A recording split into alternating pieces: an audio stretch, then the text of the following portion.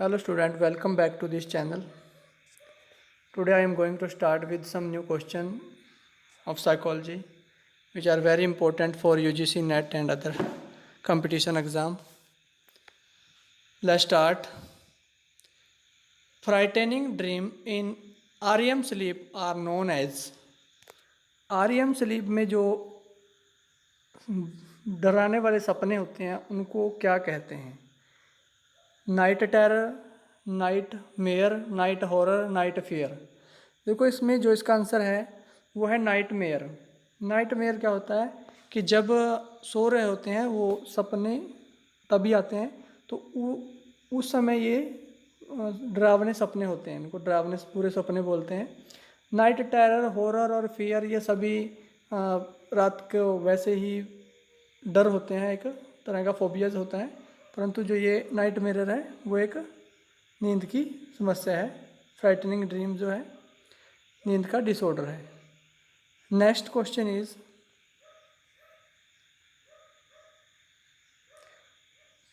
Narcolepsy is a form of insomnia, form of sleep apnea, form of sleep with night terror, day time sleeping disorder.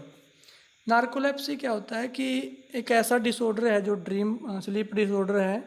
इसमें क्या होता है कि व्यक्ति को दिन के समय, डे टाइम स्लीपिंग डिसऑर्डर है कि जो व्यक्ति है दिन में कभी भी किसी भी टाइम सो सकता है। हो सकता है गाड़ी चलाते समय सो जाए, हो सकता है कॉलेज में लेक्चर देते समय सो जाए, कोई भी दिन के समय कोई भी काम करते करते वो एकदम से सो जाता है, तो उसको नार्कोलेप्सी बोलते हैं। इसलिए यहाँ लिखा गया डे टाइम स्लीपिंग डिसऑर्डर। तो ये डे टाइम स्लीपिंग डिसऑर्डर है, इसका आंसर डी है। तो हिंदी वाले हिंदी का देख सकते हैं।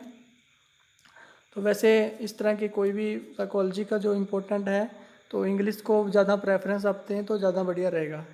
तो next question is self administration of drug is away ways that deviate from the medical and social norms of a culture is referred to as। कि जो सेल्फ एडमिनिस्टर्ड ड्रग हैं, मान लो जो व्यक्ति अपनी मर्जी से दवाइयाँ लेता है, जिनको कोई मेडिकल या समाज में जिनकी मान्यता नहीं होती, तो उनको हम क्या कहेंगे? तो drug addiction, drug abuse, drug dependence, drug tolerance.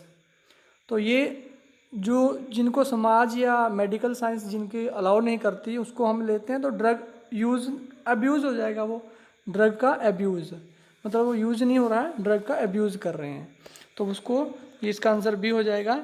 जिनको मेडिकल साइंस या सोशल जो हमारी सोसाइटी है वो उनको कल्चर जो है उनको मान्यता नहीं देता, तो इस तरह की जो सेल्फ एडमिनिस्टर्ड ड्रग्स होती हैं जो अपनी मर्जी से व्यक्ति लेते हैं तो उनको कहते हैं drug abuse. Next question is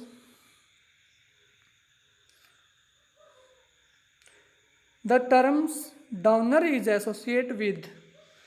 जो डाउनर्स होते हैं और एक सेडेटिव्स होते हैं, डाउनर्स को क्या कहा गया, किससे जुड़ा हुआ है? एम्फेटामाइन से, सेडेटिव से, एंटीक्सोलेटिक्स से या नार्कोटिक्स से।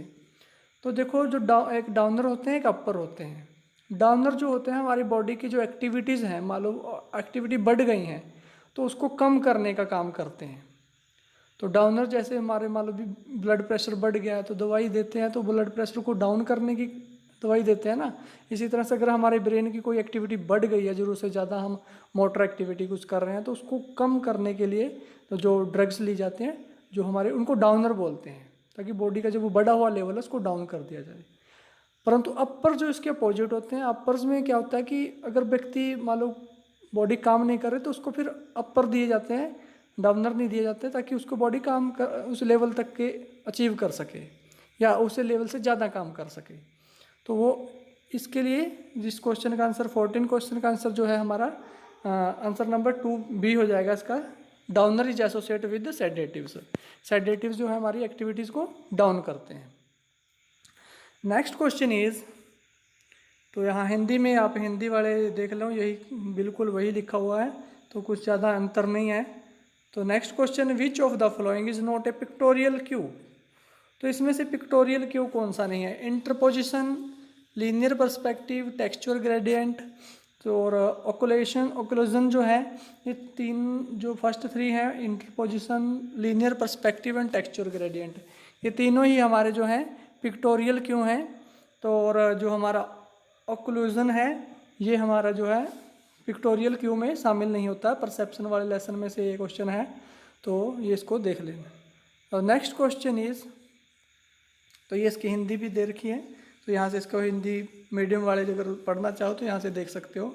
इंटरपोजिशन अंतर्वेशन होता है, रेखीय परिप्रेक्ष्य होता है, बनावट ये ढाल होती है, और जो है ऑक्लूजन होता है।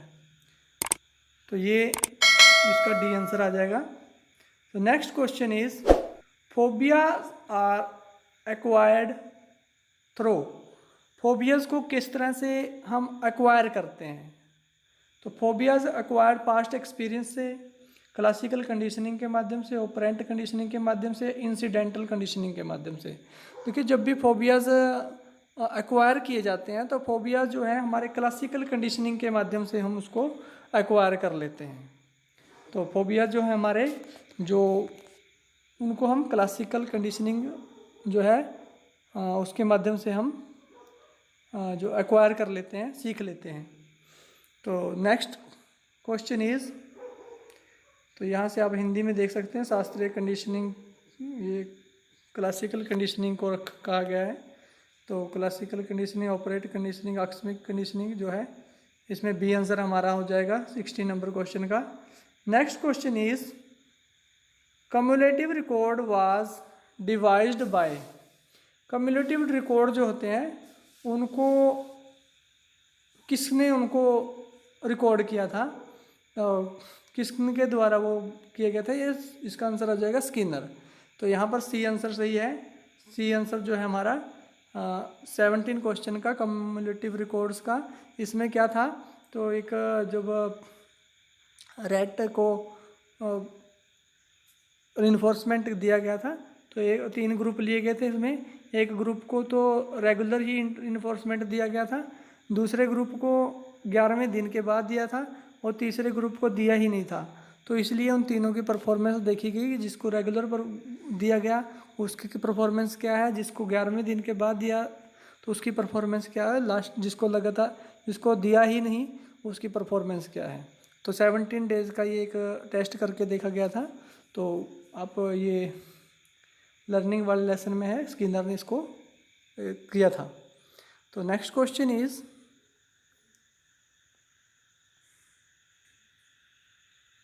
Maximum likelihood principle operate in the context of.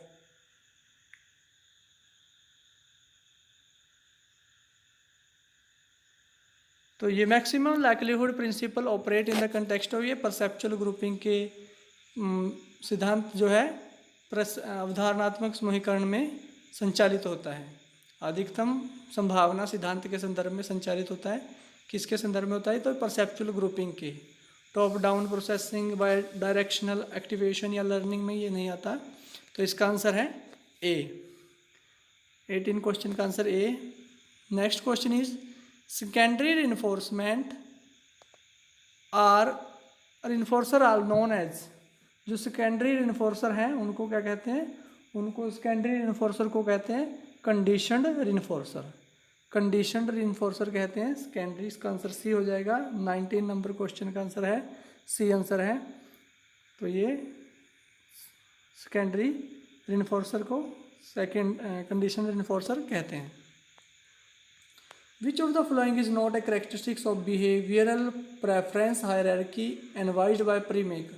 प्रीमेक ने जो बिहेवियरल प्रेफरेंस हायरार्की दी है उसमें की कौन सी करेक्टरिस्टिक्स नहीं है। तो इसमें से उन्होंने कहा कि preference hierarchy is the higher the activity in the hierarchy the greater is power of enforcement. The preference hierarchy differ from person to person. Preference hierarchy is stable for a person over time. Preference hierarchy will change due to change in occasion. तो इसका answer जो है C answer है। जो हमारा answer C आ जाएगा। Preference hierarchy is stable for a person over time. तो यहाँ पर आप इसका हिंदी मीडियम भी देख सकते हो। तो जो वरीयता पदानुक्रम एक व्यक्ति के लिए समय के साथ स्थिर है, तो ये इसका विशेषता नहीं है, बाकी सभी इसकी विशेषताएं हैं। प्रेफरेंस हायरार्की की ये किसने दी थी, प्रीमेक द्वारा इसको एडवाइज्ड किया गया था। तो ये थे हमारे 10 क्वेश्चन जो काफ़ी इम्पोर्टेंट क्वेश्चन है। चैनल पर न्यू हो तो चैनल को सब्सक्राइब कर लेना, और वीडियो को अच्छी लगे तो लाइक कर देना भाई, और अपने दोस्त मित्रों के साथ शेयर कर लेना। और मिलते हैं नेक्स्ट वीडियो में कुछ और इम्पोर्टेंट क्वेश्चंस के साथ। तब तक के लिए हैव ए गुड डे।